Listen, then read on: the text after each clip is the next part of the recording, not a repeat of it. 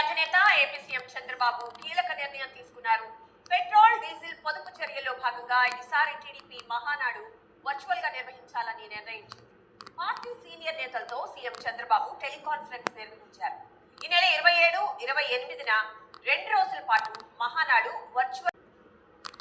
ఇదే అంశానికి సంబంధించి మరిన్ని వివరాలు మా కరెస్పాండెంట్ రాకేష్ రెడ్డి తెలుసుకుందాం. రాకేష్, చెప్పండి. ఏపీ సీఎం చంద్రబాబు కీలక నిర్ణయం తీసుకున్నారు. పెట్రోల్ డీజిల్ పొదుపు చర్యల నేపథ్యంలో మహానాడుని 2 రోజులకి కుదించారు. అది కూడా వర్చువల్ గా చేద్దామని. పూర్తి వివరాలు.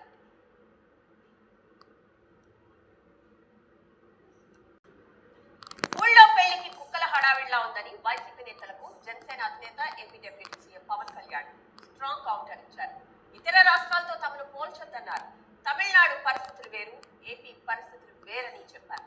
తమిళనాడులో విజయ్ పార్టీ పెట్టి సీఎం అయ్యారంటూ తనకు కూడా కొంత సలహాలు ఇస్తున్నారని సెటైర్లు వేశారు. తాను కూడా అలా చేస్తే బాగుండేదని సలహా ఇస్తున్నారని చెప్పారు.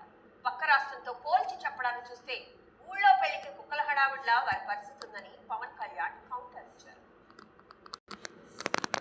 2034 వరకు తెలంగాణకు తానే ముఖ్యమంత్రి అన్నారు సీఎం రేవంత్. తాను ప్రజల కోసమే పనిచేస్తానని అన్నారు. ఆ తర్వాత దేశానికి తన సేవలు అందిస్తానని స్పష్టం చేశారు. రాహుల్ గాంధీని ప్రధానిని చేసి ఆయన ఇచ్చిన కుర్చీలో కూర్చోవడమే తన విధి అన్నారు రేవంత్. సోనియా, రాహుల్, ప్రియాంకల దగ్గర తనకు చొరవ ఉందని, అయినా తాను ఇప్పుడు చిన్న విరామం తీసుకున్నారు. Welcome back. Hyderabad LB Nagar లో దారుణం వెలుగులోకి వచ్చింది. ప్రేమ వివాహం చేసుకున్న భార్య మోసం చేసిందని గోవర్ధన్ అనే యువకుడు ప్రాణాలు తీసుకున్నాడు. 2 రోజుల క్రితం ఈ ఘటన జరిగింది. హైదరాబాద్ పిఎస్ పరిధిలోని కోహెడ గ్రామానికి చెందిన గోవర్ధన్ అనే యువకుడు 4 ఏళ్ల క్రితం సరిత ప్రేమ వివాహం